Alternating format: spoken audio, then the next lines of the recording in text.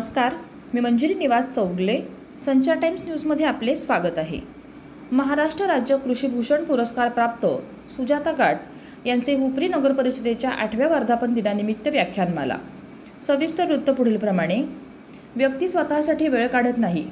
कितीतरी लोकांना योगासने शिकवली, पण किती जण योगासने करतात? ज्यांना लहानसा आजार आहे अशी लोक योगासनं करतात. स्वतःसाठी 1 तास वेळ द्यावा. वेळ निघून गेल्यावर स्वतःच्या शरीराकडे लक्ष देण्यापेक्षा वेळ असताना शरीराकडे लक्ष द्यावे.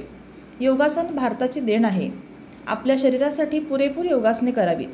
परदेशात योगासन शिक्षकाला तासाला 1500 रुपये द्यावे लागतात, पण आपल्याकडे मोफत असताना देखील त्याचा उपभोग घेतला जात नाही, असे योगरत्न महाराष्ट्र राज्य कृषीभूषण पुरस्कार प्राप्त सुजाता गाट यांनी हुपरी नगर परिषदेच्या 8व्या वर्धापन दिनानिमित्त आरोग्यमय जीवन या विषयावर व्याख्यानमालेत त्या बोलत होत्या.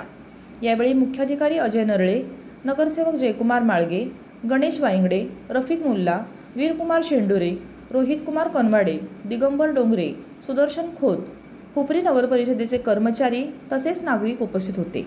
संचार टाइम्ससाठी प्रतिनिधी अल्लाउद्दीन मुल्ला.